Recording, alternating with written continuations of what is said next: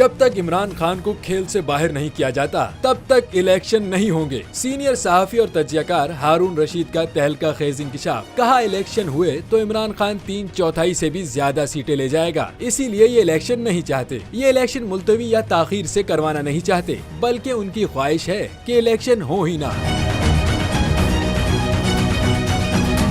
निजी TV programme में गुफ्तगू करते हुए हारून रशीद ने कहा कि ये चाहते हैं कि इलेक्शन उस वक्त हो जब इमरान खान का वजूद ही ना हो या इमरान खान नाअहल हो जाएं। बस किसी तरह इमरान खान को खेल से बाहर कर दिया जाए। हारून रशीद ने कहा कि ये सब डरे हुए हैं क्योंकि ये इलेक्शन तो किसी भी तरह नहीं जीत सकते। सीनियर सहाफी ने सवाल किया कि इलेक्शन कब तक मुलतवी करेंगे, 1 साल 2 साल, लेकिन बिलाखिर इलेक्शन तो कराना ही पड़ेंगे। मईशत तो संभलने का नाम ही नहीं ले रही। कहा, इतना वक्त गुजरने के बाद जब इलेक्शन कराएंगे तो उनका नामो निशान तक मिट जाएगा।